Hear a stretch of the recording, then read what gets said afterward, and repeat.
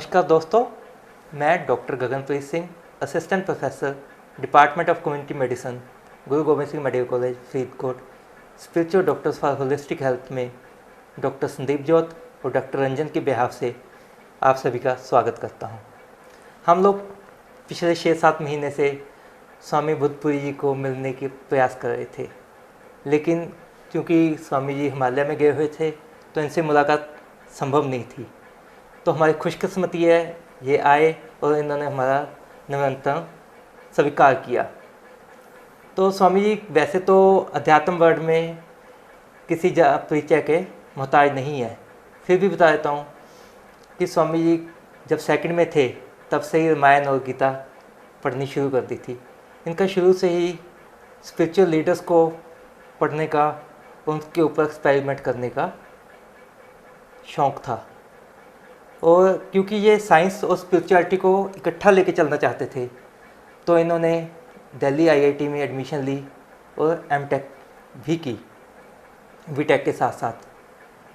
और इस दौरान स्वामी जी सानिध्य में आए स्वामी दयालुपुरी जी के, और क्योंकि स्वामी जी की लगन इतनी ज़्यादा थी तो स्वामी दयालुपुरी जी के फेवरेट शिष्य में शामिल हो गए। और जब स्वामी दयालुपुरी जी महानिर्वाण को प्राप्त हुए तो उन्होंने सारी संप्रदा स्वामी बुद्धपुरी जी को सौंपने का निर्णय लिया। लेकिन स्वामी बुद्धपुरी जी ने बजाय कि आश्रम में रहने के अपनी साधना को नेक्स्ट लेवल पर लेके जाने के लिए हिमालय में जाना प्रेफर किया। उस दौरान इस धरती के ऊपर एक गिफ्ट दिए इन्होंने बहुत सारे, जिसमें सूर्य क्रिया, अग्नि क्रिया और संजीवनी क्रिया शामिल है। इन्होंने सिर्फ क्रिया का आविष्कार नहीं किया, इन्होंने आध्यात्मिक ग्रंथों के ऊपर भी काम किया, जिसमें जपजी साहब के ऊपर इनकी व्याख्या हम सभी लोग जानते हैं। तो आप लोगों का ज़्यादा समय ना लेता हुआ हम वेलकम करते हैं स्वामी बुद्धपुरी जी का। स्वामी, सबसे पहले मैं आपसे जानना चाहूँगा कि जैसे आप साइंस के स्टूडेंट हो, तो मैं भी साइंस का स्टूडेंट रहते, हमारा शुरू से पढ़ने के लिए ठीक है, लेकिन स्पिरिचुअलिटी की तरफ जैसे आपने मूव किया उसका कैसे कैसे कारण बने, क्या क्या सीक्वल बने ना, वो हमसे शेयर कीजिए। वैसे तो देखता है स्पिरिचुअलिटी का किसी भी विधि से, विधान से कोई विरोध नहीं है, क्योंकि स्पिरिचुअल इसका मतलब है परमात्मा, उससे जुड़ना। तो परमात्मा से तो सारा संसार उत्पन्न हुआ है, सारी विद्याएं, सारे पुरुष एक नूर ते सब जो उपजे कौन फले कौन बंधे, तो उसमें तो सारा समा जाता है। आपको साधना पद्धतियाँ कि ये नहीं करना है, हमने ये नहीं करना है, तो प्रारंभिक हो सकती है। ये मैं ज्ञान योग पर चलूँगा, भक्ति पर चलूँगा, सब योग हठ योग पर लूँगा, सेवा पर चलूँगा, सीमित क्षेत्र हो सकते हैं। लेकिन जैसे जैसे वो परमात्मा की प्राप्ति के पथ पर आगे आगे बढ़ता है, कहते सारे रास्ते तो वहीं जा रहे हैं, और जब चोटी पर पहुंचता है सारे रास्ते एक ही हैं। हाँ, अधिकार को लेकर अपने स्तर के अनुसार हो सकता है। दूसरी बात ये है कि जो साइंस का, तो ऐसे साइंस समझ लिए, फिजिकल साइंस समझ लीजिए, स्पिरिचुअल साइंस समझ लीजिए, दोनों एक ही पहलू के दो पक्ष हैं। और दूसरी बात जो आपने कहा है कि इधर झुकान कैसे हुआ, हाँ जी, है ना, इसका कोई बाह्य कारण तो कोई नहीं है। हम ये कोई ऐसी घटना हुई कि इधर मुड़ गए, ऐसी तो है ही नहीं है। तो इतना ही कहेंगे पिछले जन्म के संस्कार, और वो बचपन से ही हमें परिवार ऐसा मिला, बचपन से ही सहज भाव से वो प्रकट होते रहे। और पिछले जन्मों के संस्कार हम केवल अनुमान से तो नहीं कहते हैं। हाँ, इसके बारे में हमारा प्रत्यक्ष कुछ ऐसा अनुभव रहा। प्रत्यक्ष तो बाद में हुआ, बचपन में तो जन्मांतरी संस्कार ही प्रेरित होते थे, फिर क्या क्या हुआ होगा ऐसे है, तो उसका भी थोड़ा अनुभव होगा कि अब ये होगा, ओके, फिर ये होगा, फिर ये 3 इवेंट्स आई जिसके बारे में हमने कभी कल्पना भी नहीं की थी। और समय पर वो भी सत्य हुई। मैंने कहा वो सत्य है तो वो भी सत्य होगा। ये भी सत्य है। और दूसरी बात है कि उन जन्मों में जो साधन धाराएं थीं वो इस जन्म में प्रकट हुई। वाह। तो इस अर्थ वो ठीक है। बस इसका मतलब ये भी एक पुनर्जन्म होता ही है। होता ही है, होता ही है। उसके संस्कारों के अनुसार प्राणी फिर आगे आगे बढ़ता है। सही है। उस समय आप हिमालय में गए। हाँ हाँ। ना, उसमें आपको यौगिक और कुंडलिनी प्रक्रिया और हाँ। के आपको एक्सपीरियंसेस हुए ना, उसके बारे में कुछ हमें बताइए। जैसे जब हम महाराज जी के संपर्क में थे तो हम एक दृष्टांत से कहेंगे। उन्होंने हमें गाड़ी दे दी, चलाना सिखा दिया और रास्ता बता दिया। फिर हम गाड़ी चलाते गए, रास्ते पर चलते गए, आगे बढ़ते गए। सही है। फिर आगे से आगे कितना रास्ता, आगे से आगे आगे, फिर अंतः प्रेरणा ही मुख्य रही। और दूसरा शास्त्र विचार, जो प्रामाणिक ग्रंथ है, आधुनिक तो कुछ भी हो जाए वो भी हमने पढ़े हैं, लेकिन मूल आधार हमने यही बनाया है कि कसौटी क्या है। यदि शास्त्र के अनुसार है तो ये वाक्य वर्तमान समय की भाषा में वो सही है, और यदि शास्त्र के विरुद्ध है फिर हो सकता है कहीं मनोराज है, मन कल्पना हो गई। तो शास्त्र, अपना अनुभव और युक्ति, युक्ति और साइंटिफिक बेस्ड कार्य कारण को लेकर सही है। तीन ढंग से फिर आगे से आगे चढ़ते गए। फिर लक्ष्य विशाल होता गया, प्रकट होता गया। कह रहे थे कुंडलिनी शक्ति का हाँ, एक विशेष है। हाँ। क्योंकि बिना इस शक्ति के जागरण के साधना सॉलिड फुटिंग पर नहीं होती और ऊपर से आकर्षण नहीं होता। आधार भी बनता है और वो शक्ति धारा जो हमें और अंदर और गहरे ले जाने की मार्ग बताती है और ले जाती भी है, वो कुंडलिनी शक्ति जागरण। दूसरी बात ये है वो है क्या। कुंडलिनी तो उसका विशेषण है, वस्तुतः शब्द सीधा साधा है शक्ति, और शक्ति परमेश्वर की, बिल्कुल है ना। शक्ति का आदि स्रोत तो परमेश्वर ही है। तो इलेक्ट्रिकल एनर्जी कह लीजिए, मैकेनिकल कह लीजिए, कुछ भी कह लीजिएगा, वो तो एक क्रियाएं हैं। ऐसा करो, ऐसा करो, ऐसा हो जाए। उनके मूल में भी क्या है, कहाँ से वो शक्ति धारा इन मटेरियल्स में है, पानी में या मैग्नेट में, या कैसे कैसे कैसे कैसे आई है, वो तो खोज कर ही रहे हैं। कहाँ से आई है, मूल धारा कहाँ से आई है। तो हम तो सीधा मानते हैं उसका आदि कारण तो है ही, वो परमेश्वर है, उसकी शक्ति है, नाना धारों में प्रकट हो रही है।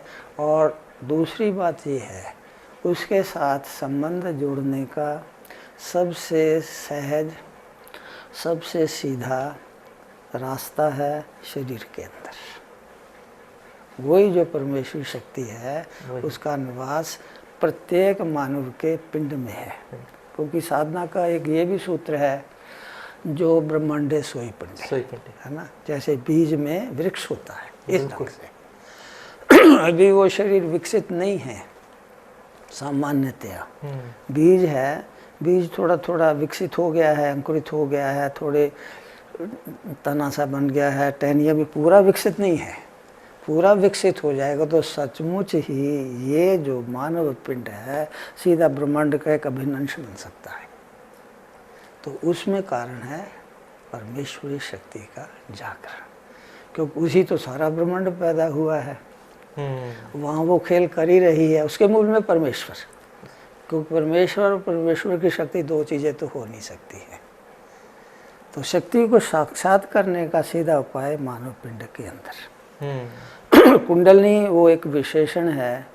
कुंडल ऐसे 3.5 कुंडल हैं, उनको अपने में वो धारण करके वो शक्ति जैसी की तैसी है, जो वही शक्ति जो सारे ब्रह्मांडों की उत्पत्ति का कारण है, वैसी की वैसी शक्ति, पूरी की पूरी शक्ति मानव पिंड में ही है।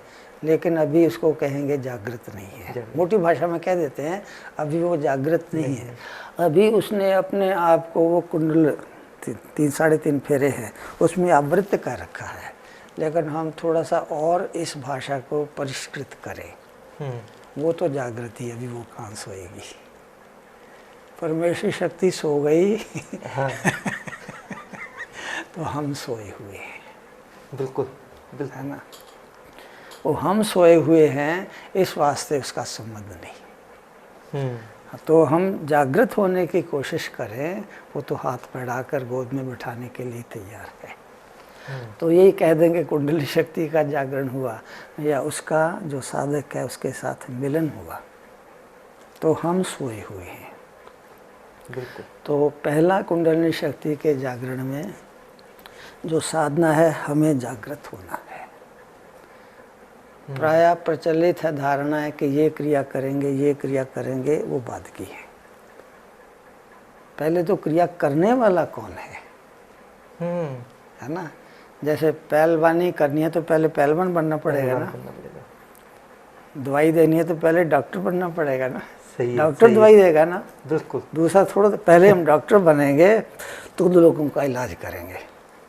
तो पहले हम क्या हैं, सोए हुए, हम सोए हुए हैं। पहले अपने पूर्ण बोध नहीं सद मान लीजिए, तो अपने वो बोध में जागृत होने की एक कदम तो धारण करना है। किसी का कम हो जाएगा, ज़्यादा हो जाएगा, फिर हम कहते हैं ये शक्ति परमेश्वर की है, ठीक है ना, और हम भी परमेश्वर के अंश हैं। बिल्कुल ठीक है ना। ये तो मानते, सब आस्तिक मानते ही हैं कि वो करता धरता वही है, मैं तो उसका सेवक हूँ, मालिक वो, साहिब वो, मैं हूँ। तो पहले जो सीधा रास्ता कुंडली का जागरण का, कुंडली शक्ति से संबंध जोड़ने का, पहले मैं कौन हूँ इसका अन्वेषण है ना। तो सामान्य दृष्टि से यही भी कह सकते हैं कि मैं जानना चाहता हूँ, तड़प तो हो, लेकिन हमें महाराज जी की कृपा से इतना हुआ कि मैं कौन हूँ और मैं वही तत्व हूँ, ये अनुभव में आया। उनकी कृपा से ये ऐसा ऐसा उनके जीवन काल में ही हुआ।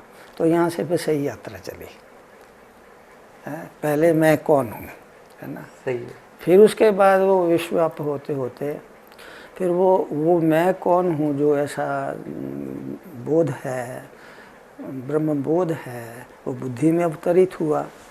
फिर उसके बाद वो स्थूल शरीर तक भी अवतरित हो जाए, उसके लिए शक्ति जागरण सामान्य रूप से तब भी हुई, कुछ विशेष रूप से भी कह सकते हैं। लेकिन उस शक्ति का जो धारा है, इतना इतना नीचे तक मन में आ जाए, प्राणों में आ जाए, इंद्रियों में आ जाए, स्थूल शरीर में भी आ जाए, उसके लिए शक्ति के साथ सीधा संबंध, बिल्कुल प्रत्यक्ष संबंध, शिव की ज्योति में, ब्रह्म के आलोक में है। तो वो जागरण है। पहला स्टेप क्या हुआ कि मैं को शरीर में से मैं बुद्धि को खत्म हो जाना, ये पहला स्टेप कहेंगे। वैसे क्रियाएं करते हैं तो अटक जाते हैं, कई बार करते जाए लंबा समय भी हो सकता है।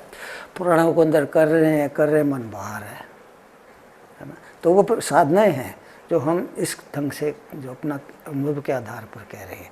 पहले नंबर पर ये है। दूसरे नंबर पर ध्यान आदि प्रक्रियाएं बहुत कुछ है ना। किसी ने कुछ की, हमने तकरीबन सारा ही कुछ किया, ऐसा कह सकते हैं। फिर उसके बाद जो दूसरा चरण कुंडलिनी शक्ति जागरण का, शक्ति का मतलब शक्ति है ना। और हमारे शरीर में भी शक्ति, एक सामान्य व्यक्ति के शरीर में भी शक्ति वो है ही है ना। बिल्कुल। उससे ही तो सारे कार्य होते हैं। और उस शक्ति का हम अपनी भाषा में नाम दे देते वीर शक्ति, है ना। जो हम खाते पीते हैं उसका अन्न बनता है, रस बनता है, रक्त बनता है, मज्जा, मेद, अस्थि, मेद, तो सब में वो व्याप्त तत्व है वीर तत्व, तेजस तत्व। उसको तेजस तत्व कहते हैं। और तेजस तत्व ही शरीर की प्रकृति है और वो जरूरी भी है, आउटफ्लो करता है लिक्विड रूप में। धीरे तो सारे शरीर में व्याप्त है, तेजस तत्व है। लेकिन जब वो इंद्रिय छिद्र हमारे ऐसे बने हैं और प्रकृति का प्रयोजन भी है, वो उसको निचले छिद्रों से वहाँ पर एक्यूमुलेट होता हुआ वो बाहर गति करता है। और उसका भी महत्व है, तभी तो प्रकृति की धारा चलती है। दो पुरुष स्त्री मिलते, पति पत्नी मिलते हैं तो वो होता है। बिल्कुल। तो यहाँ का शक्ति का ऊर्ध्वगमन, तो जैसे बाहर भी तो सारी सृष्टि शिव शक्ति का ही प्रतीक है ना, तो बाहर जब इस शक्ति के माध्यम से मिलन होता है, नए जन्म जीव का आगमन होता है, उसके लिए शरीर तैयार होता है।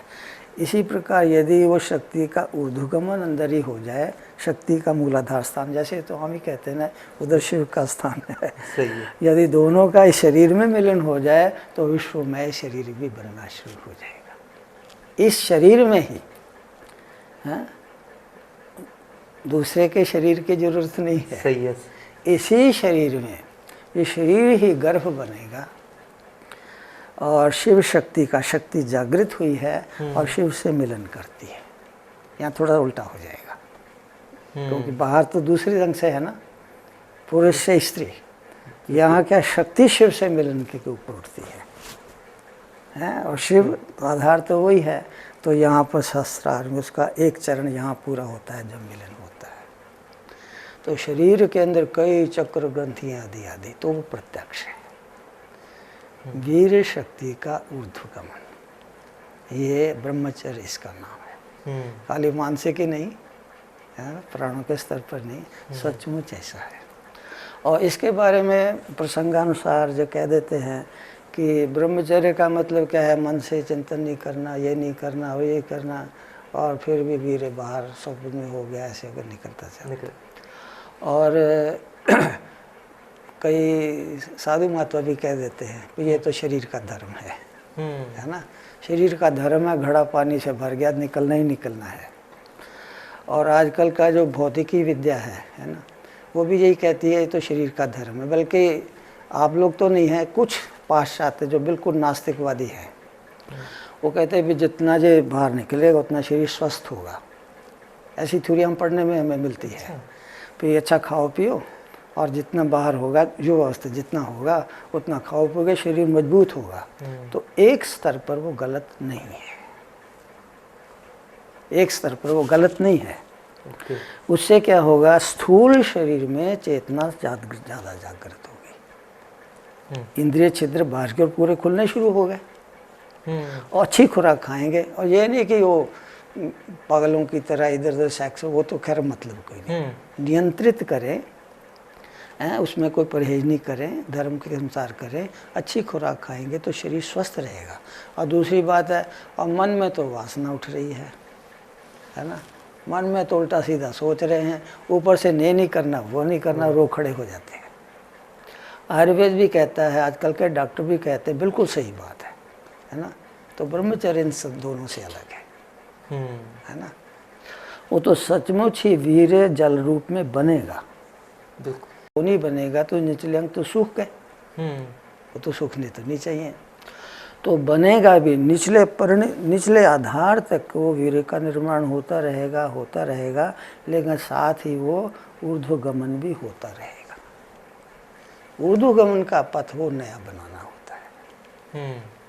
वो कैसे होगा, जब ये निचले छिद्र, वो सुषुम्ना पथ है जैसे, वो रास्ता बंद है, वो कुंडलिनी शक्ति जागरण से खुलता है, या ये हुआ था कुंडलिनी शक्ति का जागरण होता है। कुंडलिनी शक्ति जागरण हुई है, इसकी पक्की कसौटी ये कहते हैं। मूलाधार में शक्ति जागरण हुआ, ऐसे हुआ तो वो सूक्ष्म, जैसे स्थूल से सूक्ष्म है ना, सूक्ष्म चर्चा फिर कर लेंगे, अभी कर लेंगे। तो स्थूल से सूक्ष्म के रास्ते में ग्रंथियां हैं, तो ग्रंथियों का भेदन हो जाता है। तो नीचे अग्नि है, वो जो द्रव बनता है उसमें मलंश नहीं है ना, मलंश नहीं है कि जैसे एक अन्न खाया उसका मलंश निकल गया, उसमें मलंश तेजस तो है। तो तेजों में होता, अग्नि में होता हुआ सूक्ष्म नाड़ियों में प्रवेश होकर सुषुम्ना पथ से ऊपर मस्तक में प्रवेश करता है। तो मस्तक को वो विकसित करता है, सारे शरीर को भी विकसित करता है। सारे शरीर, और ऊर्ध्वगमन तभी होगा यदि शरीर में वीर्य होगा। यदि है ही नहीं तो ऊर्ध्व कहाँ होगा वो, है ना। तो आम तरीका है भी कम खाओ, ये खाओ, वो खाओ, फिर वो ब्रह्मचारी बने रहोगे, मैं पूरा खाओ, सब हजम करो, सबको ऊपर खाओ। लेकिन ये ठीक है, पूरा खाओ का मतलब वो उसको जरूरत नहीं रहेगी, जरूरत कम से कम होगी, कम से कम होगी। उसके प्रसंग बाद में ले सकते हैं। तो पहली ये है कि वीर्य का ऊर्ध्वगमन। ये महापुरुषों की जीवनियों में ऐसी घटनाएं हैं, किन्हीं किन्हीं महापुरुषों ने स्पष्ट भी लिखा है, सच्चे महापुरुषों ने, कि ऐसा हुआ, एकदम ऐसा हो। कई बार तो वो घबरा भी गए कि ये क्या हो रहा है, कहीं मेरा पतन तो नहीं हो रहा। फिर किसी महात्मा ने कहा नहीं, ये सचमुच जो शक्ति के ऊर्ध्वगमन की है। और दूसरी बात है, एक बार वो रास्ता खुल गया, पूरा का पूरा खुल गया, फिर वो कभी बंद होगा ही नहीं। सूक्ष्म पथ है ना, वो सूक्ष्म पथ है। ये स्थूल भी एक बार हम तैरना सीख लिया, सारी उम्र तैरते रहेंगे, तैरना आता है। शरीर कमजोर हो गया, बात अलग है। स्थूल शरीर तो थोड़ा बीमार रोगी हो जाता है, लेकिन ये तो सूक्ष्म तो खुल गया तो खुल गया। ये खुला ही रहेगा, एक बार पूरा रास्ता खुल गया। लेकिन यदि यहाँ से आज्ञा चक्र से, ये मूलाधार से इधर सुषुम्ना पथ से ये आज्ञा चक्र बिंदु तक का है, ये पूरा सूक्ष्म रास्ता खुल गया है, फिर कभी संभव नहीं है कि उसका वीर्य पतन हो, ना स्वप्न में ना जागृत में, मतलब ही कोई है ना। तो खैर ऋषियों ने इस पर चर्चा भी बहुत की है, शास्त्र प्रमाण भी बहुत कुछ है। हाँ, वो सृष्टि वो अलग चीज़ है। महापुरुषों ने फिर जैसे वो उपनिषदों में विवरण आता है, वो फलाने फलाने ऋषि ने इतना तप किया कि मेरे भगवान जैसा पुत्र पैदा हो, तो तब तो यही है ना, चेतना ऊपर तक गई, ऊपर तक गई, फिर वहाँ से स्थित हुए नीचे आए। तो एक अलौकिक शरीर उन्होंने उस अवतारी पुरुष को प्रदान किया। कह रही आगे से आगे और ऐसे कह, लेकिन पहले तो ऊपर तो हो जाए ना। हाँ, वो तो हो जाए, बिल्कुल। हाँ। तो दूसरा लक्षण है शक्ति का ऊर्ध्वगमन, कुंडली शक्ति के जागरण का, शक्ति का ऊर्ध्वगमन। किसी का कैसे हो बात अलग है। तीसरा लक्षण है प्राणों का उत्थान, है ना, प्राण। तो प्राण शक्ति तो है, प्राण उठते हैं नाद रूप से, अनहद नाद है। वो अंदर ही अंदर ऐसी आवाज़ें सूक्ष्म हैं, बाहर के यंत्रों से तो नहीं पकड़ में आएंगी, लेकिन जो अनुभव करता है यहाँ से नाद साथ में उठेगा। पहले तो आत्मिक स्तर पर मैं शरीर नहीं हूँ, यहाँ से यात्रा शुरू हुई। फिर स्थूल शरीर पर जो शक्ति का, वीर्य का ऊर्ध्वगमन हुआ। प्राणों के स्तर पर नाद का जागरण, पहले तो इधर से हुआ, फिर ऐसे यहाँ से भी नाद आदि है। तो प्राण जब मन पर आ जाता है, मन तो पहले भी शुद्ध जैसा हुआ है, उसके साथ मिलन होता है, और यात्रा फिर आगे से आगे, आगे से आगे। परमेश्वर अनंत, उसकी शक्ति अनंत, तो सिद्धि होगी ऐसी बात ही कोई नहीं है। और आगे और आगे और आगे। तो ऐसी क्रियाएं हैं, कभी बता भी देते ऐसे करो शक्ति की और ऊर्ध्वगमन की। हाँ, ये देवियाँ बैठी हैं, तो हम साथ में ये कह देते हैं, ये हटके विषय चाहे कह दीजिएगा, स्त्रियाँ भी ब्रह्मचारिणी होती है ना, वो भी होती है, बिल्कुल। लेकिन पुरुष की साधना से सिद्धांततः तो भेद नहीं भी है, फिर भी थोड़ा भेद है। जैसे पुरुष में वीर्य शक्ति का ऊर्ध्वगमन है, स्त्री में रज शक्ति है, मासिक के रूप में प्रकट होती है, बिल्कुल। और वैसे भी पुरुष के भी ब्रह्मचर्य में तो जैसे शिव शक्ति है, दोनों ही है, तो यहाँ पर भी पुरुष में भी बिंदु और रज दोनों है, लेकिन रज वो प्रकट रूप में नहीं है ना, बिल्कुल। वैसे नहीं है, प्रकट रूप में तो वो बिंदु रूप में वो स्खलित होता है, वीर्य। तो लेकिन जैसे शिव और शक्ति दोनों कह दे, शिव बिंदु रूप और जो रज है शक्ति रूप, उससे शरीर का निर्माण होता है।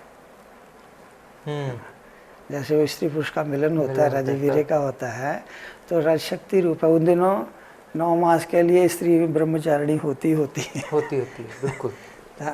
मतलब बाहर फ्लो खत्म हुआ तो अंदर ही अंदर वो शक्ति का है, उसके शरीर में विकास होता है।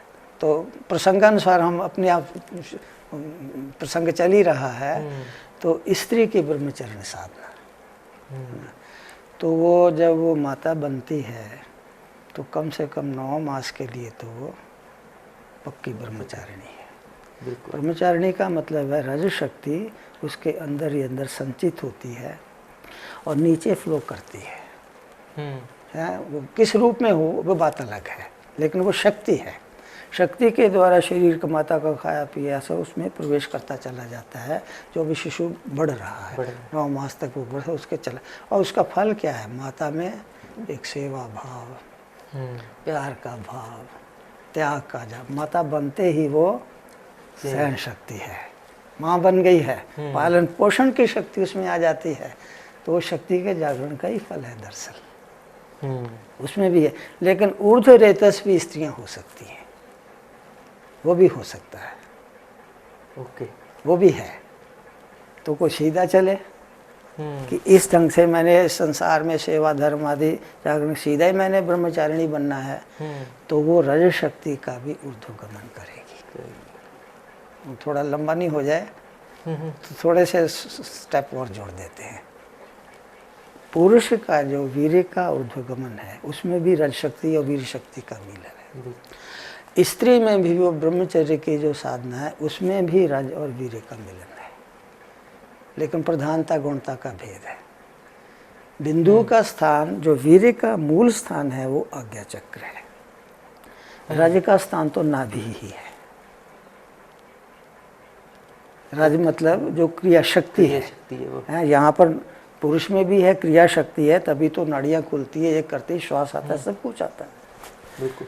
अब यहाँ पर जो बिंदु के वीर्य के पुरुष की ऊर्ध्वगमन की बात है, जब तक रज बहिर्मुखी है वीर ऊर्ध्वमुखी नहीं होगा, है ना? बिल्कुल। जब तक बिंदु बहिर्मुखी है रज ऊर्ध्वमुखी नहीं होगा। बिल्कुल। पुरुष में क्या है? रज शक्ति जहाँ पर नाभि है, नाड़ियों को इंद्रिय छिद्रों को अंदर खोलते खोलते खोलते खोलते फिर वो वीर्य यहाँ पर चेतना यहाँ से ऊपर उठनी शुरू हो जाती है ना? उस खले जो हुआ करते करते यहाँ जाकर स्थिर होता है ब्रह्मचर्य पुरुष की साधना में। स्त्री में क्या है? से कंट्रोल होगा। पुरुष में शिव शक्ति कह लीजिएगा, पुरुष में कंट्रोल स्टार्टिंग जो है यहाँ से होगी और यहाँ जाकर स्थिरता होगी, ठीक है ना? ठीक है ना? और स्त्री का क्या यहाँ से शुरू होगा, है? खाली यही ध्यान ही करना है। वाह। उसके लिए योग क्रिया करने की जरूरत नहीं है, क्योंकि कर भी नहीं सकती उन दिनों, तो ब्रेक लग ही जाता है। बिल्कुल।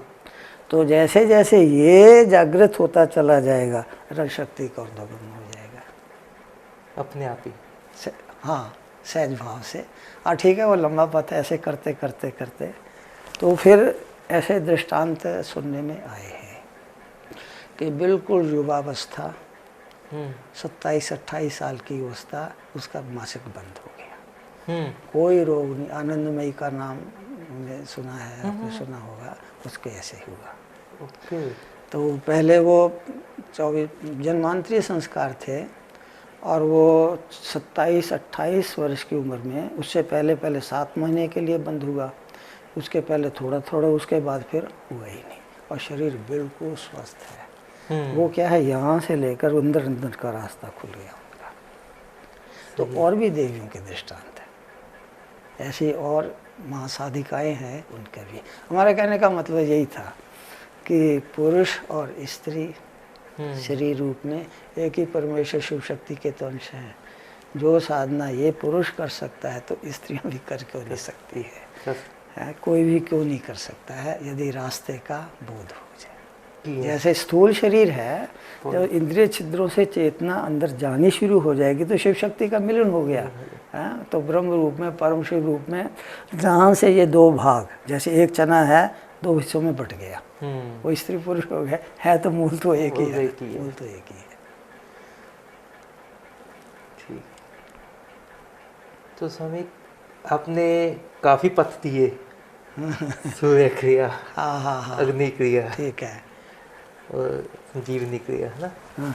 इनके ऊपर थोड़ा हम सूर्य क्रिया से शुरू कर लेते हैं। बिल्कुल।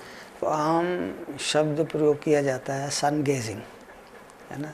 सूर्य त्राटक भी कह देते हैं। ऐसे खोल के, जब बंद खोल के ज़्यादा करेंगे, ऐसे करके सूर्य की ओर देखते हैं, लेकिन वो सन त्राटक है, सूर्य त्राटक ही है। सूर्य क्रिया से थोड़ा अलग है। सूर्य क्रिया क्या है? सूर्य जो है सारे ब्रह्मांड का जो आधार है, प्राण शक्ति उसी से मिलती है। और सिद्धांत तो ये है, जो ब्रह्मांड में है वही पिंड में भी है। तो जो बाहर जो कुछ है वो प्रकट रूप में है, और अंदर अभी वो सुप्त रूप में है, जहाँ हम सोए हुए हैं। तो नाभिक सूर्य का स्थान है, चंद्र जी ऊपर है। तो हमने वो बाह्य जो प्रकट सूर्य है, और हमारी चेतना आंखें भी बाहर की ओर ही खुली रहती हैं, तो सूर्य के संपर्क में, सूर्य के सीधे आंखों को जोड़ते हुए हमने अपने अंदर के सूर्य को जगाना है, बस यही है ना। तो लक्ष्य हमारा वो नहीं है। ओके। हाँ, लक्ष्य वो नहीं है कि सूर्य के साथ संबंध जो सूर्य साधना की बात है, तो इसका जो हम शब्दार्थ या भावार्थ, रहस्यार्थ ये समझ लेंगे तो सारी प्रक्रिया अपने आप समझ में आ जाएगी। तो इसको स्पष्ट करने के लिए हम कहेंगे सन गेजिंग इसको नहीं कह सकते। सन गेजिंग मतलब सूर्य त्राटक नहीं कह सकते हैं। सूर्य त्राटक में या सन गेजिंग में होता है आँख के द्वारा हम सूर्य के साथ संबंध सोचते हैं, वो इधर लक्ष्य वो है। तो वो भी ठीक है, एक विशाल स्तर पर वो ठीक है, लेकिन हम शुरू करते हैं कि सूर्य के साथ संबंध तो जोड़ेंगे, लेकिन वो जो सूर्य जिसके साथ हम संबंध जोड़ रहे हैं ये केवल एक वो अग्निपिंड ज्योतिर्पिंड नहीं है। इसके पीछे वो परमेश्वर, सूर्यों का भी जो सूर्य परमेश्वर है वो है, और वही सूर्य और सूर्यों का सूर्य परमेश्वर मेरे हृदय में भी, अंदर भी है। तो उसको माध्यम, वो तो प्रकट है, जागृत है, सृष्टि का वो संचालक कर रहा है। तो हमारे अंदर अभी वो सुप्त है तो वही है, परमेश्वर भी है, सूर्य भी है, चंद्र भी है, सब कुछ है। लेकिन अभी परमेश्वर ठीक है, उसकी तो कृपा हो ही रही है, वो हमसे जुड़ा हुआ है, हमने उसके साथ जुड़ना है। सही है ना। सही है। तो जैसे सूर्यों का सूर्य परमेश्वर, सूर्य के माध्यम से ये धराधाम से जुड़ता है, इसी प्रकार हमने सूर्य के माध्यम से सूर्य के सूर्य परमेश्वर से जुड़ना। थोड़ा उल्टा हो ही जाएगा ना अभी। वो तो ऊपर से सूर्य के माध्यम से यहाँ तक वो अपना प्रकाश शक्ति, प्राण शक्ति पहुँचा रहा है। तो हम क्या करेंगे? हम परमात्मा से तो जुड़े नहीं अभी ना। तो हम सूर्य के माध्यम से सूर्य के सूर्य परमेश्वर से अपने पिंड के अंदर जकड़ेंगे, तो मूल में कुंडली शक्ति तो आ ही जाएगी, है ना। तो अब वो सूर्यों के सूर्य से पहले जोड़ेंगे अंदर जो स्थिति सूर्य है, तो वो भी सुप्त जैसा बहुत थोड़ा ही प्रकाश दे रहा है। तो हम आँख खोल के शुरू नहीं करते हैं, क्योंकि जब आँख खोल के पहले ही शुरू कर लेंगे और वो प्रकाश बहुत है, तो आँख नहीं इसको सह सकेगी, सिकुड़े से देखेंगे, है ना। ऐसे सिकुड़ के देखेंगे, आँख अंदर को खुली क्या? वो तो बंद होना शुरू हो गई है। बिल्कुल, है ना, बंद होना शुरू हो गई है। तो पहले हमने आँख को अंदर की ओर खोलना है, तो इसके लिए बंद करके आँख पूरी खोलेंगे, पलकों को पलकों से ढक के अंदर को, क्यों लक्ष्यों में अंदर की आँख को खोलना है, फिर अंदर के सूर्य को जाएंगे। तो सीधे खुली आँख से करने में वो रुकावट जैसे हो जाती है। इसी प्रकार जो सीधा ही कई बार सूर्य खुली आँखों से देखने का तरीका बता, रिजल्ट पूरे जल्दी मिलते नहीं, बहुत बाद में मिलेंगे, है ना। तो अभी जब हम आँख पूरा हल्के से बंद करके सूर्य के सीध में रखेंगे, तो हमारा सूर्य जैसे त्वचा पर भी वो सूर्य किरणें टकराती हैं, तो अब्जॉर्ब नहीं कर पाता, त्वचा अब्जॉर्ब नहीं कर पाती, थोड़ा थोड़ा टैनिंग जैसी हो जाएगी, ज़्यादा देर तक नहीं। थोड़े रिजल्ट सनबाथ के थोड़े रिजल्ट तो हैं, लेकिन पूरे नहीं मिलेंगे। इस वास्ते सनबाथ से अलग है ये, सूर्य त्राटक से भी अलग है, क्योंकि वो पूरा उसे बंद सिकुड़ जैसे जाती है। तो ये आंख बंद करके शुरू करते हैं, लेकिन सीध वही है। और हमारे शरीर में ये जो पोर्शन है, ये प्रकाश के लिए सबसे ज़्यादा सेंसिटिव है। जैसे ये शब्द के लिए है, ये रस के लिए है, ये है, तो ये जो इतना एरिया है प्रकाश के लिए सबसे ज़्यादा सेंसिटिव है। बंद भी कर लें आँखें, पलकें बंद भी कर लें, फिर भी सूर्य की किरणें यदि सीधे 90 डिग्री पर पड़ रही हैं, तो अंदर प्रकाश जाएगा ही जाएगा। इतना जा जाता है, चल जाता है शुरू में कि हमारे लिए काफ़ी होता काफ़ी है, है। पेट भर जाएगा। तो पहले वो सूर्य की किरणों से आँखों के द्वारा ऑप्टिक नर्व्स हैं, पीछे वाई सेंटर्स हैं, वहाँ तक वो सीधा पाथ बनेगा, अंदर की ओर यात्रा अंदर की खुलनी ओर शुरू हो जाए।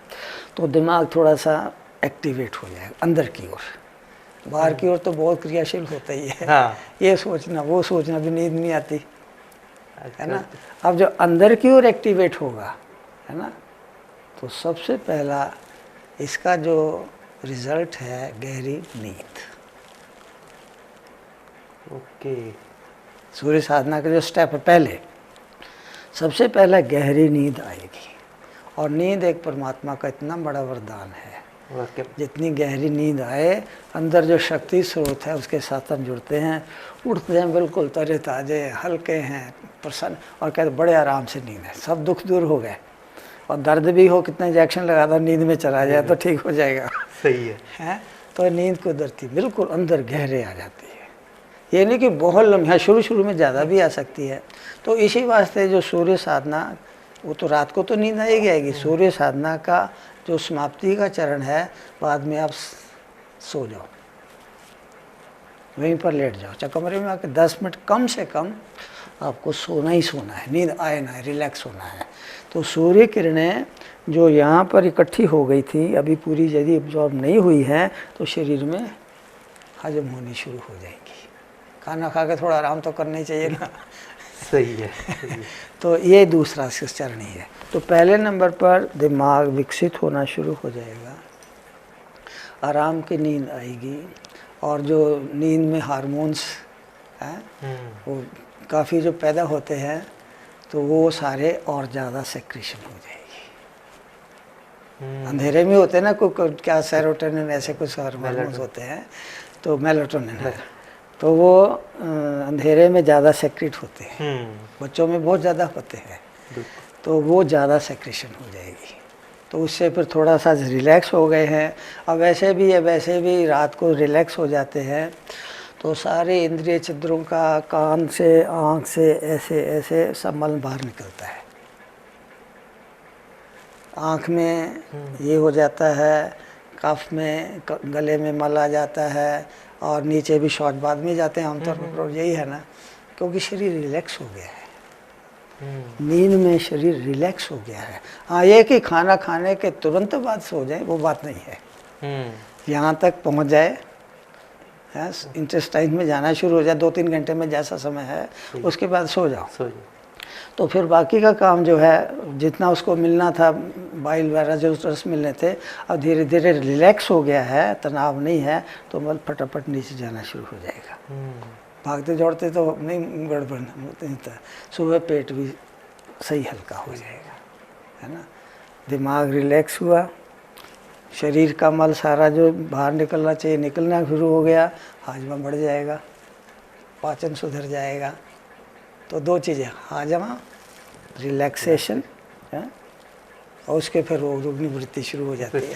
सही सही सही है ना।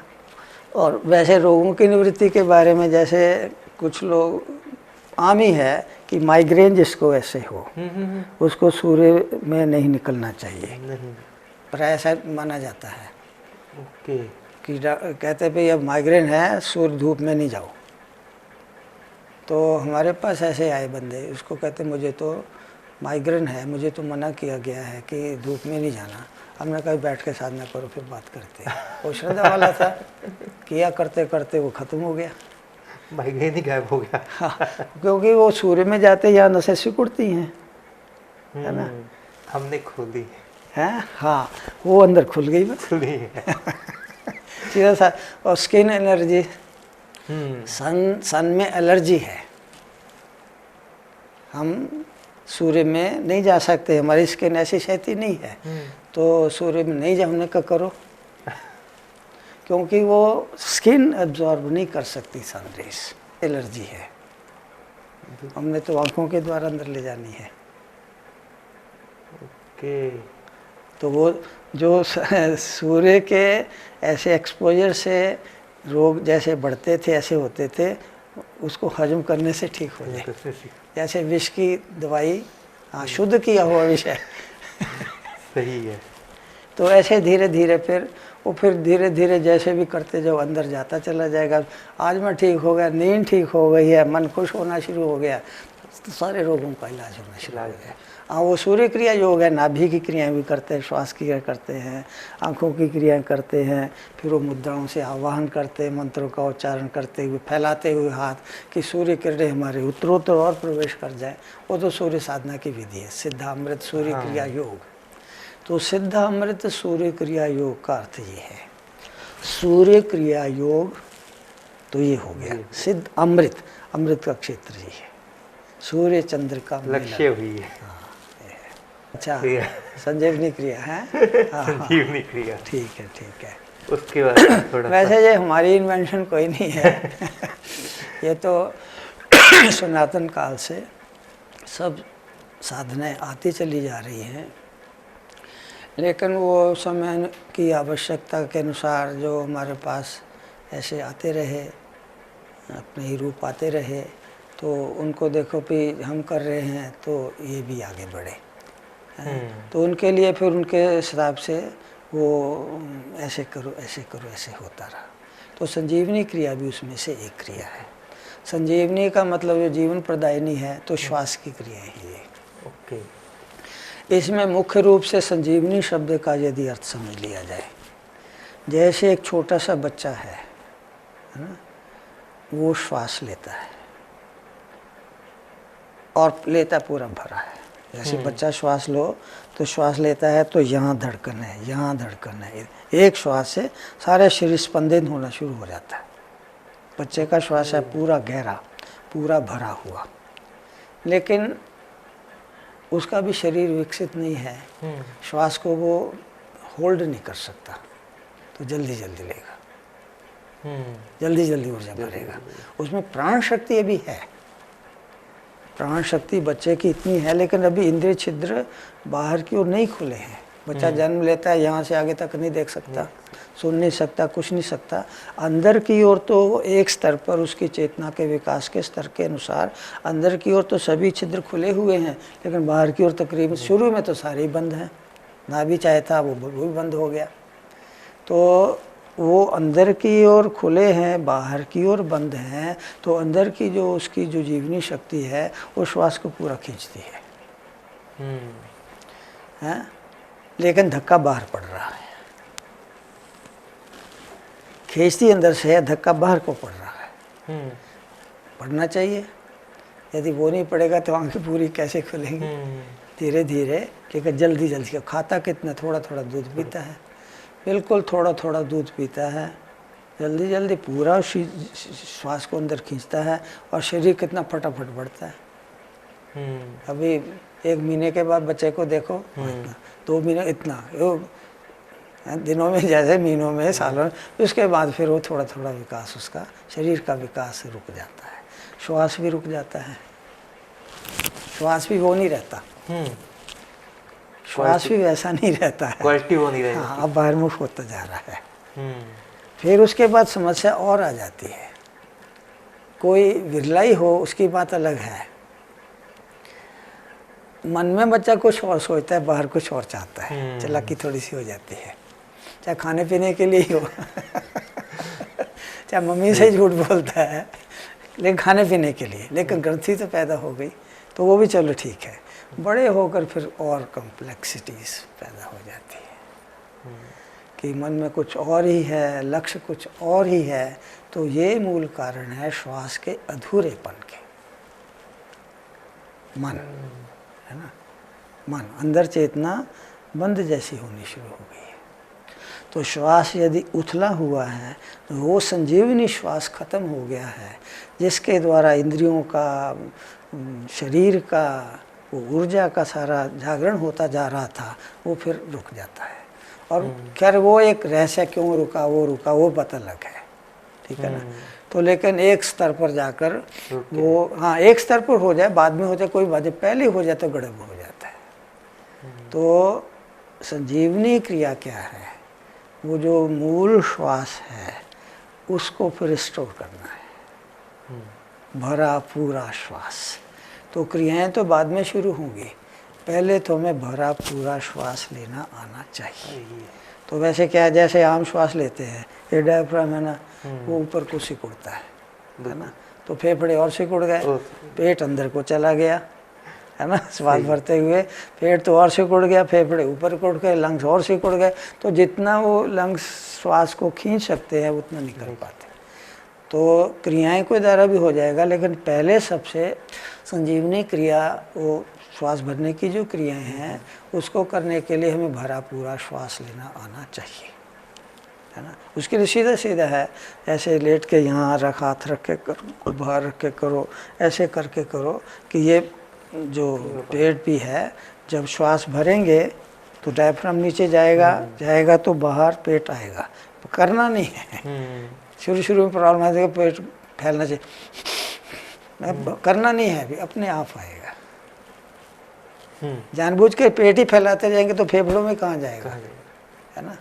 श्वास फेफड़ों में इस ढंग से भरा जाए कि पेट सिकुड़े नहीं, बस इतना कर लो, पेट सिकुड़े नहीं। तो ये करने के बाद फिर संजीवनी क्रिया के 3 चरण हैं, 3 स्टेप है।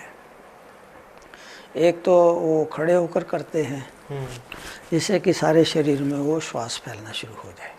क्रियाएं हैं खड़े होकर करने की, काफ़ी क्रियाएं, ऐसे करके फिर लेट के करते हैं, जो सारे शरीर में श्वास भर गया था और वो पीछे जाना शुरू हो जाए, है ना। इधर वो बंद पड़े हैं ना।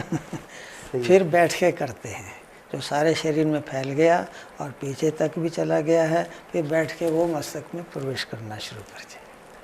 तो 3 स्टेप है संजीवनी क्रिया करने के। फिर आगे से आगे, फिर और आगे चलते जाएंगे, फिर वो संजीवनी क्रिया का हमने लिखा था, अगला चरण लिखेंगे, फिर लिखने का कोई समय नहीं ला। फिर उन्होंने कहा चलो इतने काफ़ी है, ये कर लें। एडवांस जो साधक है उनको वो बताते रहते हैं। ओके। तो मैं भरा पूरा श्वास ये है, क्योंकि श्वास जीवनी शक्ति है, श्वास का प्राणों के साथ बिल्कुल सीधा संबंध है। सीधा बिल्कुल। हम कहते हैं ना कि श्वास गए, हाँ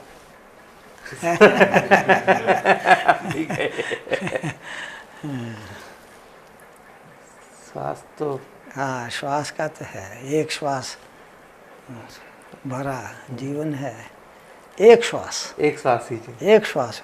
अभी कल रात को चर्चा कर रहे थे, हृदय से लेकर नादान दस शास्त्रार्थ तक कितना, इतना ब्रह्मांड के अंदर, पिंड के अंदर इतना ब्रह्मांड, इतना रास्ता है कि जो ब्रह्मांड के पार लाखों करोड़ों अरबों जो वो सारे शरीर में भी तय हो सकता है, यदि वो रास्ता खुल जाए एक श्वास में। खैर वो एक दुर्लभ स्थितियाँ हैं, हाँ, असंभव नहीं है, बस इतने कहते हैं। आपकी ये बात बहुत अच्छी लगी कि दुर्लभ है लेकिन असंभव नहीं है। तड़प हो, हाँ, तड़प हो, रास्ता कोई नहीं देने वाला, भगवान खुद अंदर बैठ कर दे देंगे। बाहर से कोई नहीं भी है, तड़प है पूरी, तड़प से पालेंगे। हाँ, मार्गदर्शन उसका भगवान का काम है। तो स्वामी जैसे आपने बात की कि इस क्रिया से इस चीज, इस ऑर्गन को फायदा होता है, इस क्रिया से ऐसे फायदा होता है, तो आप क्या सोचते हो कि स्पिरिचुअलिटी में आने से सेहत को क्या फायदा होगा? जहाँ स्पिरिचुअल आदमी, मैं जैसे हमें है कि मेरा तो शरीर सही रहना चाहिए, स्पिरिचुअलिटी से काफी लोग कह देते हैं स्पिरिचुअलिटी से हमें क्या लेना देना। ठीक है, ये साधु महात्मा का एरिया है। हाँ, एक दूसरा और हम प्रश्न जोड़ लेते हैं कि ध्यान करने का क्या लाभ, अच्छे कर्म करो, है ना। स्पिरिचुअलिटी या ध्यान यही है ना। तो ध्यान का क्या प्रयोजन है? हमने कर तो रहे हो, तरीके से नहीं कर रहे, कर ही रहे हो, सही ढंग से नहीं कर रहे, सही ढंग से कर लो।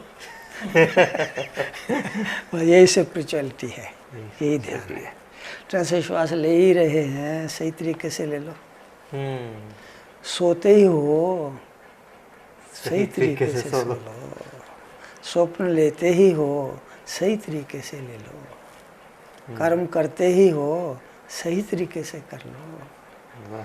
कर्म किए बगैर तो रह नहीं सकते हो, जरा अच्छे ढंग से करो, बस यही स्पिरिचुअलिटी है। और यदि करेंगे तो शरीर भी स्वस्थ होगा, मन भी स्वस्थ होगा, प्राण भी स्वस्थ होगा, स्वस्थ अपने स्वरूप में स्थित हो जाएगा। तो कर्म का हृदय करो, खूब प्रसन्नता से करो, खूब मेहनत से करो, बेफिक्र होके करो, चिंता नहीं करो। नहीं तो ये कर्म करेंगे पता नहीं ठीक होगा कि नहीं होगा, ये कर्म करेंगे वो रुकावट खड़ी कर रहा है, वो कर्म करेंगे तो बहुत लोगों के पास भागना पड़ेगा, ये सब छोड़ दो। संकल्प करो, सही संकल्प करो, मैंने ये कर्म करना है। फिर उसकी यदि सही बिल्कुल निश्चय हो गया है, अंदर वो नक्शा भी आ जाएगा। और यदि नक्शा आ गया है तो सोर्स भी जुटने शुरू हो जाएंगे। एक अनुभव किसी का भी हो सकता है। हमारा मन ही डामाडोल होता है बिल्कुल कि अच्छा उस व्यक्ति की हमें मदद लेनी चाहिए काम करने के लिए, पता नहीं मदद करेगा नहीं करेगा। बिल्कुल डरे डरे सिकड़े सिकड़े जाते, अच्छी ढंग से बात ही नहीं कर पाते, बिल्कुल है ना। वो अपनी बात सरलता से सच्चाई से रखो, ये है। और यदि निष्काम आप कर रहे हैं तो कोई भी मदद करेगा भी करेगा। मदद क्यों नहीं करते, ये सखा ना जाए, वो ना कर जाए, वो ना हो जाए। तो सही ढंग से करेंगे तो सब हो जाएगा, सब करेंगे। तो बहुत बड़ा स्वामी आपने सूत्र दिया गोल अचीवमेंट के लिए भी। लोग कहते हैं कि अपनी सेहत को गवा लेते हैं अपना गोल के लिए। हाँ हाँ। लेकिन गोल अचीवमेंट का आपने सूत्र दिया है इतने सिंपल शब्दों में। कैसे कर सकते हैं हम लोग? आप लोग ग्राहक हैं, पकड़ लेते फटाफट, और आप ये सेवा कर ही रहे हैं आगे से आगे। हमारा प्लेटफॉर्म यही है कि लोग स्पिरिचुअलिटी को जान सकें कि हाँ हाँ, क्योंकि हम तो ये ऋषियों का सिद्धांत है, बहुत लोग मानते हैं कि परमात्मा है। ऐसे मानेंगे, ऐसे मानने वाले हैं कि वो संशयवादी है, एग्नोस्टिक है या नहीं है, हम निर्णय नहीं कर पा सकते। बिल्कुल नास्तिक तो बहुत कम होंगे, सच्चे आने। हमारे एक साथ में थे, सज्जन थे, वो थोड़ा संशय आदि करते, हमने कहा भगवान को नहीं, बिल्कुल नहीं मानते। कहते वैसे तो जब कष्ट आता है, दुख आता है, तो उसकी याद आई जाती है। तो इतना ही है, स्पिरिचुअलिटी यही है कि मेरे अंदर ही तो बैठे, मेरे अंदर बस। निराश क्यों होना है भाई? सही। और यदि फिर भी हो रहा है तो हमारे ही कर्मों का फल है, जो हम हंस के भोगेंगे तो खत्म हो जाएंगे, रो रो कर भोगेंगे तो नए कर्म और खड़े कर रहे हैं। भोगना तो पड़ेगा ही, भोग भी रहे और नए कर्म और उल्टे सीधे जोड़ रहे हैं। एक प्रश्न और स्वामी कि आपने कितने समय से अन्न ग्रहण नहीं किया ना? नहीं, अब तो लेते हैं वैसे। अब लेते हैं। पहले समय में ये ऐसा प्रयोग करते रहे, तो बहुत लोगों के साथ भी किया। ये 6-7 लोग होते थे, 7 दिन के लिए अन्न जल नहीं, जल भी नहीं। ओके। जल भी नहीं लिया, अन्न भी नहीं लिया। फिर हमारा था 5-6 दिन तक कुछ नहीं लेना, फिर कभी कभी फिर बहुत थोड़ा ले लेते थे। अब ले रहे हैं, लेकिन उसका एक प्रयोजन है। ओके। उसका एक प्रयोजन है, नहीं ले तो कोई प्रॉब्लम नहीं है। अभी भी लेते हैं तो अभी 2:30-3 बजे जाप के बाद थोड़ा सा सब्जी दाल कुछ लेंगे, फिर रात को लेंगे थोड़ा सा। अभी भी हम नहीं लें तो कोई प्रॉब्लम नहीं है, लेकिन फिर भी हम ले रहे हैं, उसका एक कारण है। अब पहले हम बात करें कि किस प्रकार संभव है कि नहीं ले। यही हमारी साइंस तो कहती है। मैं बीइंग अ डॉक्टर आपसे पूछता हूं कि हम तो जीते ही खाने के ऊपर हैं। हाँ, तो वो संभव है। इसमें सीधा सीधा तो यही कहेंगे, यदि शक्ति का दुर्गम होना, शक्ति वेस्ट नहीं हो। आँखों के द्वारा सबसे ज़्यादा शक्ति की वेस्टेज ऐसे है जो निचले पत्तों से होती है। ओके। तो यदि ये ऊपर उठना शुरू हो गया तो कोई इतना मुश्किल नहीं है, तो मन में ही होता है थोड़ा सा, वो करते चले जाएंगे धीरे धीरे। इसके साथ और थोड़ी सी क्रियाएं हैं, दो क्रिया मान ली। एक तो श्वास का ही है, यदि श्वास पूरा भरा हुआ लेना आ गया है, क्योंकि जो भूख भी लगती है ना, प्राण दुर्बल हो गया है ना, प्राण दुर्बल हो गया है, तो यहाँ तक खाली ऐसा हो गया है, तो अन्न लेते हैं तो वो प्राण की पूर्ति हो जाती है। और अन्न भी जितना प्राण दुर्बल हुआ है उतना ही ले, क्योंकि भूख प्यास प्राणों का धर्म है ना। तो काम करते करते शक्ति इंद्रिय छिद्रों से क्षीण हो गई है, तो वो प्राण खींचता है, अन्न को प्राण ग्रहण करता है। और जब पूरा यहाँ तक प्राण खींचता खींचता ऊपर तक आ गया है, उसके बाद खा ही नहीं सकते हैं। तो दूसरा ये है कि प्राण प्रबल हो श्वास के द्वारा, श्वास क्रियाएं इस ढंग से की जाएं कि वो प्राण शक्ति से शरीर भरा रहे।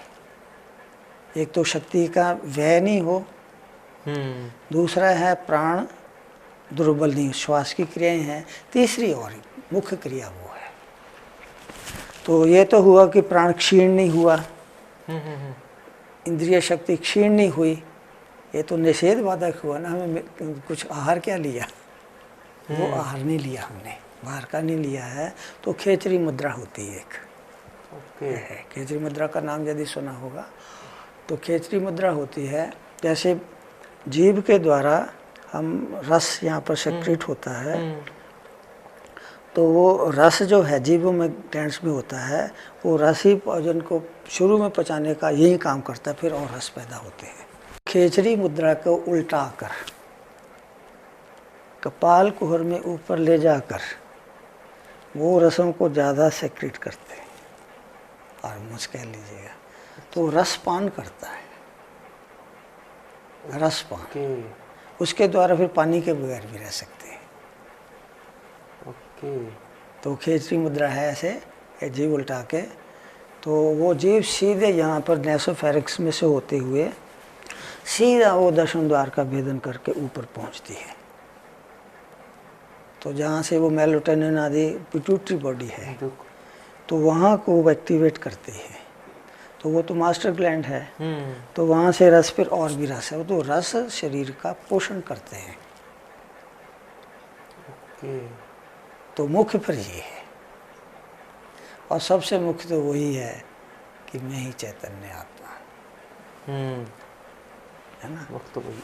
हाँ, तो खेचरी मुद्रा के बारे में आपने नहीं सुना होगा। नहीं, जस्ट अभी तो कैमरे में तो नहीं आएगा, आप देखिए जैसे अभी भी हम बोल रहे हैं तो हमारे कोशिश कर लेते हैं। ये देखो ना, जैसे बोल रहे हैं, ये रस, बिल्कुल, ये पानी नहीं है, ये स्पॉन्जी टाइप है, बिल्कुल ऐसे है। तो ये सेक्रेशन होती है। तो इसमें जैसे जीभ को देखिए, आप पास आ सकते हैं जैसे,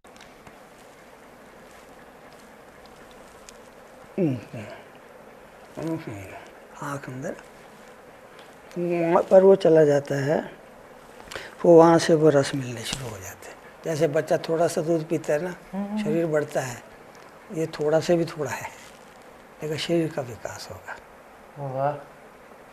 तो प्राण शक्ति अंदर है ना। जैसे तो इतना खाते तो है नहीं, ये थोड़े से भी बहुत हो जाता है। वो तो दूध है, सीधा साधा दूध है। ये तो बिल्कुल, इसको फिर मूल रूप में ये अमृत कहते हैं, शक्ति स्पंदन। मूल रूप में इनका नाम है शक्ति स्पंदन, परमेश्वरी के स्पंदन। और जब वहाँ पर आते हैं तो हार्मोन्स के रूप में प्रकट होते हैं शरीर में। तो अभी हम बोल रहे हैं जैसे ऐसे ये निकलता ही रहता है। फिर हम जो खाते क्यों हैं वो बात अलग है।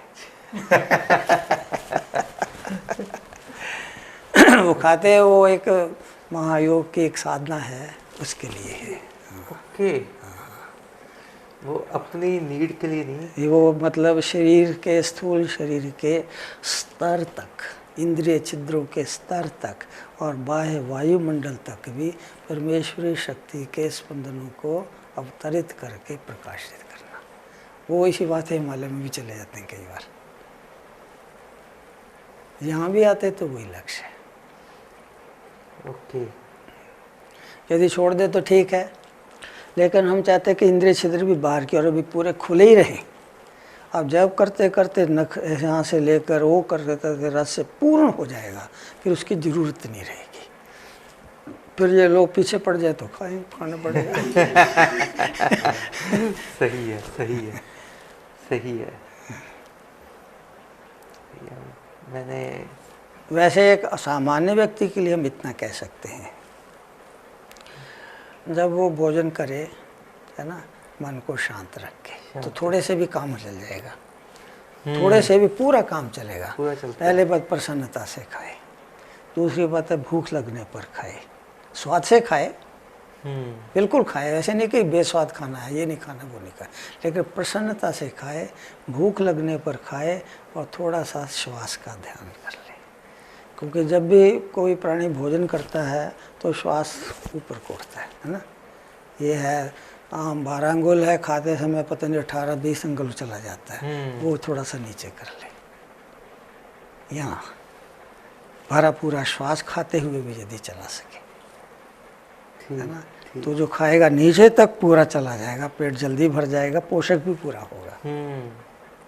तो ये कर सकते सही है। हाँ, तो इसके लिए उपनिषद अपानाय स्वाहा, प्राणाय स्वाहा आहुतियाँ देते ना, व्यानाय स्वाहा 5 आहुतियाँ देते हैं 5 प्राणों की, तो आहुतियाँ बाहर ही देते हैं, वो यहाँ पर प्राण है, यहाँ पर अपान है, अपान को आहुति दो, यहाँ तक हमारे वो भोजन कर रहे हैं, उस भोजन के जो गति है वो भोजन के कारण यहाँ तक गति, खाते हुए के कारण यहाँ तक गति हो जाए, तो अपान वायु नीचे तक चली जाएगी। अपान में वो आहुति दो, व्यान में प्रसन्नता से खाओ, तो वो आहुतियाँ, तो सीधी सीधी श्वास पूरा भरा लेते हुए यदि कर सके, इसकी विधियाँ हैं, सीधी सादी श्वास जप आदि है, और भोजन करते हुए कर सके। उसमें समस्या ये कि खाने में स्वाद आ जाता है, वो भूल जाते श्वास उसको, लेकिन कर सकते हैं। सही। हाँ, तो थोड़ा खाने से भी पूरा पोषण होगा, पेट पूरा भरा है, ये नहीं कि पेट भरा, हाँ मन नहीं भरे वो बात अलग है। सही है, सही है, सही है, सही है। तो जैसे आपने एक बताया कि कैसे खाना चाहिए, हाँ हाँ ना, और आपके कुछ टिप्स। हाँ, खाना चाहिए, बोलना चाहिए, चलना चाहिए, सारा कुछ ऐसे होना चाहिए।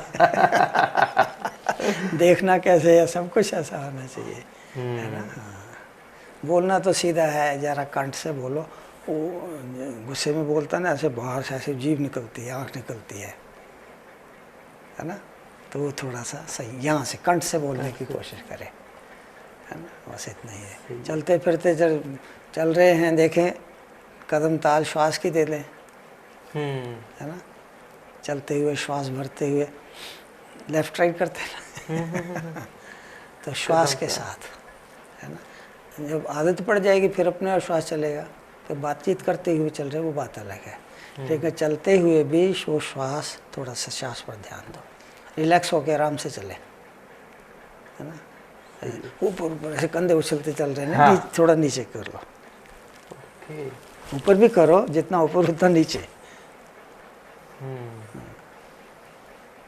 पर यही है कि जो चलते हुए खाते हुए जो श्वास की धारा डिस्टर्ब होती है उसको थोड़ा सा सही करें बस।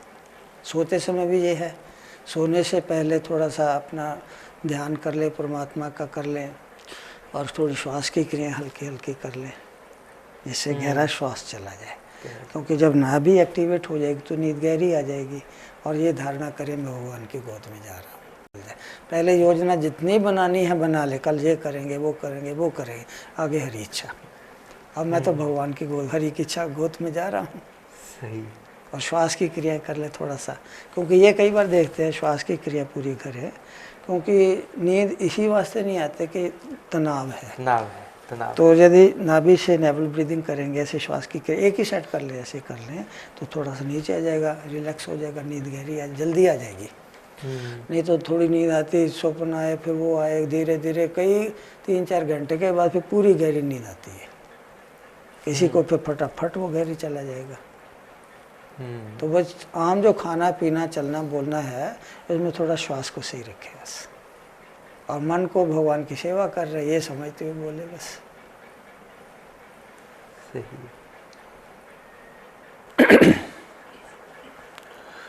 आँख बंद करके शरीर को ढीला छोड़ दें, हल्की सी आँख बंद, बहुत कस के नहीं रखना, और शरीर को बिल्कुल आराम से तनाव मुक्त होकर ढीला छोड़ दें। ओम का उच्चारण।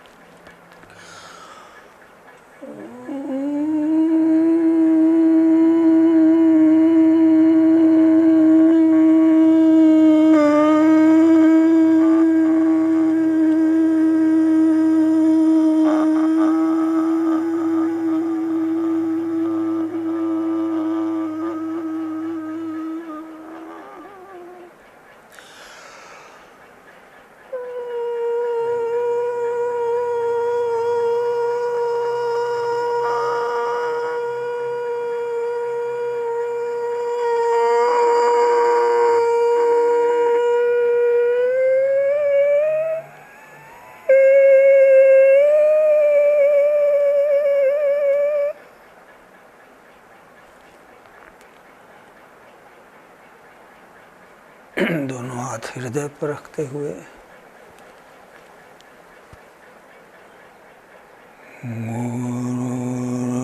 ब्रह्मा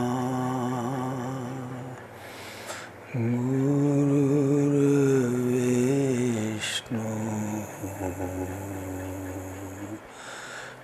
गुरुर्देवो महेश्वरा गुरु साक्षात्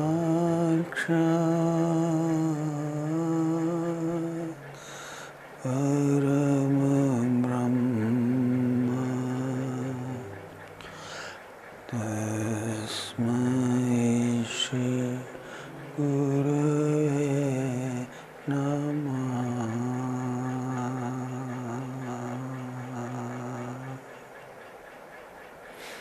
बिल्कुल आराम से बैठे रहें।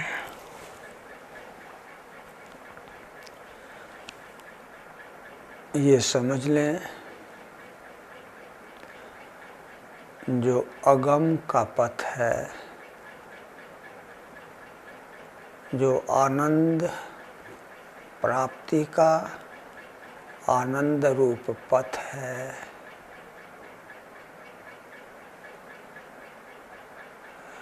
जिसका विस्तार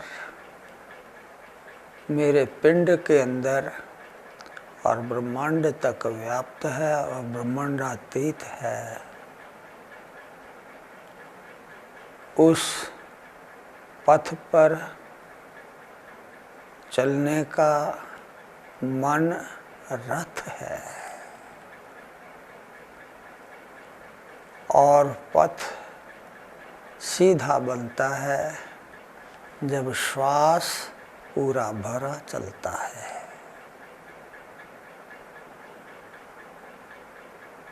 मन रथ, श्वास राजमार्ग, राजपथ और उसके ऊपर सवार हूँ मैं जो यात्री हूँ, पथिक हूँ और मुझ पथिक का घर है, निज स्थान है परम पिता परमेश्वर का आलोक, उसका प्रकाश जो सर्वव्यापक है। और मैंने उस प्रकाश का, ज्योति का, शक्ति का अनुभव अपने घट के अंदर करना है। यही पथ है।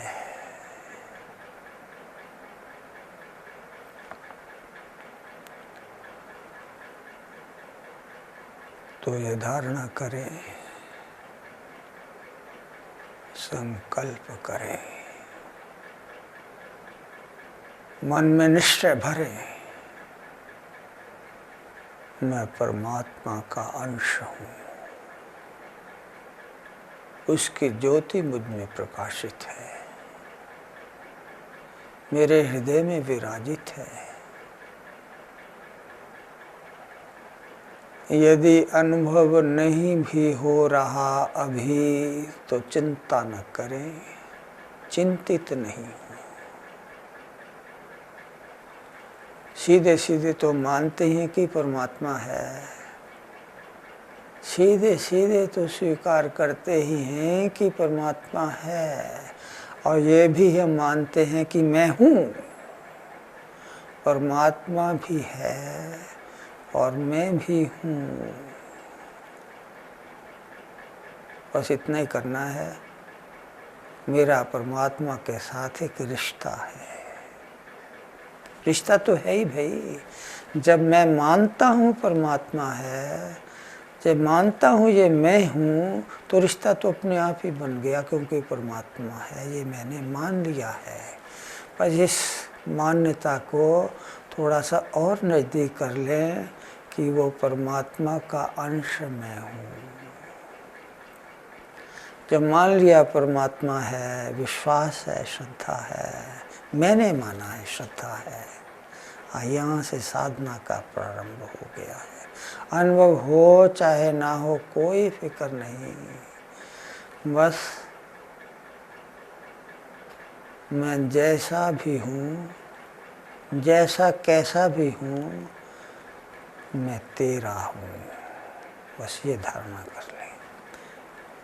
पापी हो, पुण्यात्मा हो, विद्वान हो, मूर्ख हो, मैं कैसा भी हूँ उसकी चिंता नहीं, बस पहचान ले मैं हूँ और वो मेरा है, मैं उसका हूँ। बस इतना धारण कर ले। और यहाँ से साधना बिल्कुल सीधी चलेगी, गहरी चलेगी, व्यापक होती जाएगी। तो धारणा करके श्वास चल ही रहा है, शरीर को ढीला छोड़ दे, बिल्कुल रिलैक्स हो जाएं। सारा भार बिल्कुल रिलैक्स, नीचे नीचे जहाँ बैठे हैं वहाँ पर, जहाँ बैठे हैं, आसन पर बैठे हैं, वहीं पर सारा भार टिका दें। वैसे तो लेटकर भी थोड़ा मुश्किल होता है, तो जैसे बैठे हैं सीधे बैठ सके तो बहुत बढ़िया, लेकिन तनाव नहीं, तना हुआ शरीर नहीं।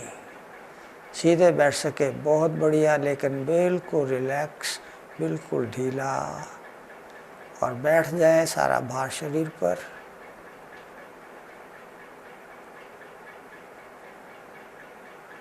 बिल्कुल रिलैक्स कैसे होंगे? ये शरीर मुझे भगवान ने दिया है, भगवान इसके अंदर बैठे हैं, मैं भी हूँ। ये शरीर भगवान का वरदान है, मैं नहीं, मैं शरीर नहीं, लेकिन भगवान की कृपा है जो शरीर मुझे मिला है। बस ये धारणा कर ले, मैं नहीं, मैं तो परमात्मा का अंश हूँ। और ये शरीर प्राप्ति परमात्मा के लिए, बस ये धारण कर ले तो शरीर ढीला हो गया। संकल्प से करें, ढीला, और आराम से श्वास भरते चले जाए, दोनों हाथ नाभि पर। बस ये मन ही मन देखना है कि श्वास आ रहा है और नाभि स्पंदित हो रही है। श्वास श्वास श्वास श्वास श्वास करना नहीं, अपने आप नाभि स्पंदित होती आ रही है और श्वास नीचे नीचे नीचे से ऊपर। हल्की सी नाक से आवाज़ भी आए श्वास की।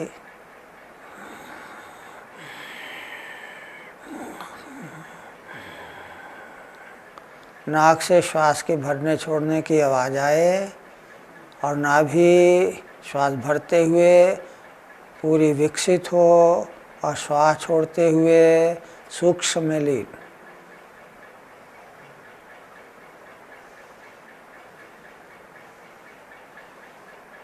बिल्कुल आराम से जैसे नाच रहे हैं, शरीर जैसे नृत्य कर रहा है, झूम जैसे रहा है, श्वास की ताल पर, श्वास की ताल पर शरीर नाच रहा है, ढीला शरीर।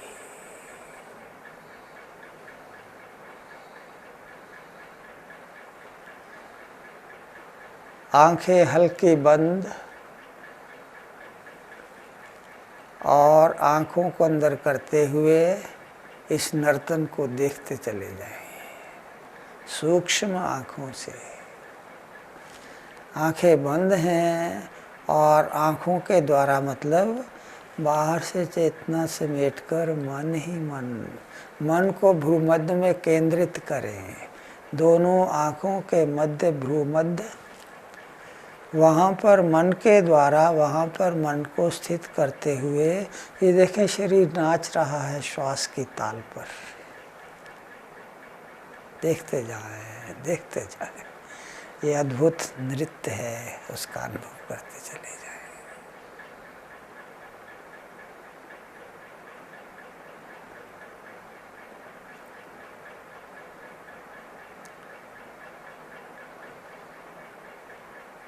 और श्वास श्वास कोई भी मंत्र ले लें, राम ले लें, शिव ले लें, या गुरु मंत्र है वो ले लें, यदि श्वास के साथ चलता है मन ही मन उसको सुनते जाएं, सुनते जाएं, श्वास श्वास सुनते चले जाएं। आज इतने काम, मन बहुत ताकतवर है, सब कर लेगा। वो नर्तन भी देखेगा, श्वास भी देखेगा और मंत्र का उच्चारण भी करेगा। और यदि ऐसा होता है तो मन व्यापक होना शुरू हो गया, मन की सिकुड़न खत्म हो रही है। श्वास तो चल ही रहा है, पता लगे बस, नर्तन हो ही रहा है, पता लगता रहे। मंत्र को सुनते चले जाएं, प्राणों के स्तर पर, मन के स्तर पर, शरीर के स्तर पर सब व्यापक मन प्रकाशित होता जाएगा। और यही ध्यान है। और ध्यान का मूल मंत्र क्या? जो सबका आधार, वो परमेश्वर, मेरा संगी साथी मित्र सखा सुहृद सलाहकार, और मैं उसका अंश।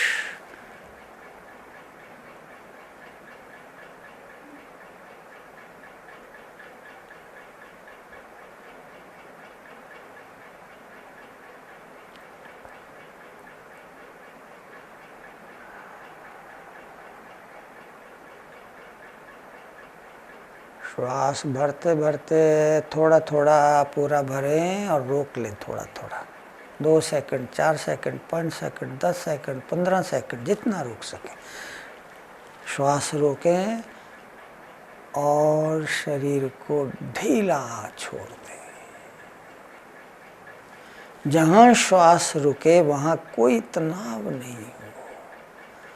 श्वास रोकें और छाती में रोका है तो ठीक ही छोड़ दें।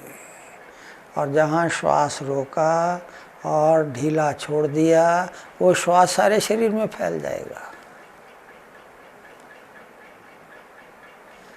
बीच बीच में श्वास रोकें। हाँ, जहाँ रोका है थोड़ा तनाव हो सकता है, बस तनाव को ढीला छोड़ दे, श्वास बाहर नहीं छोड़ना, तो मन सारे शरीर में श्वास फैल जाएगा। और झूमते चले जाएं, नर्तन करते चले जाएं, मस्त होते चले जाएं।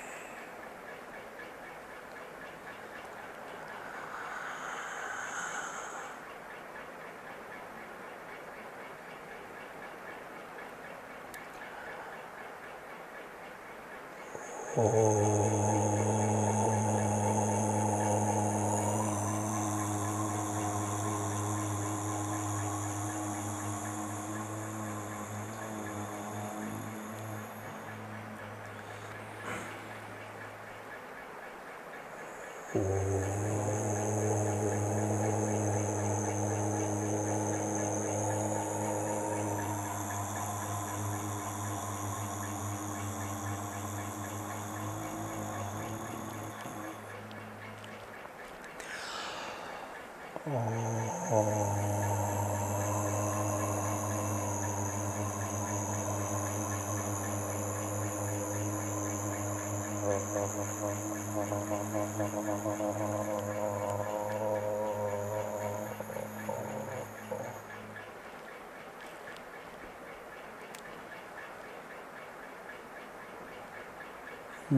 रास्ता मुझे मिला अंतर का, वैसा सभी को मिले।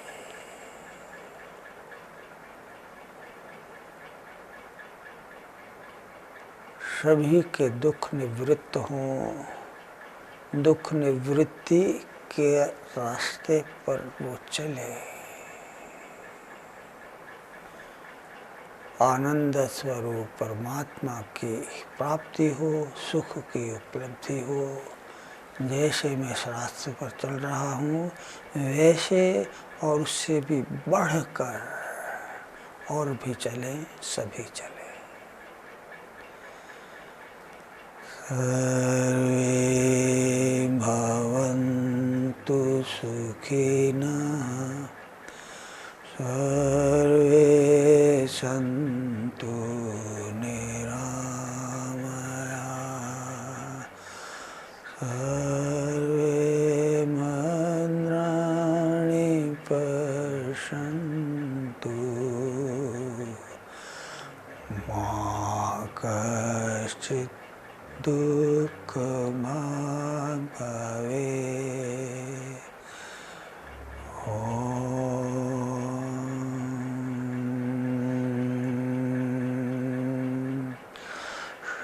शांति शांति शांति।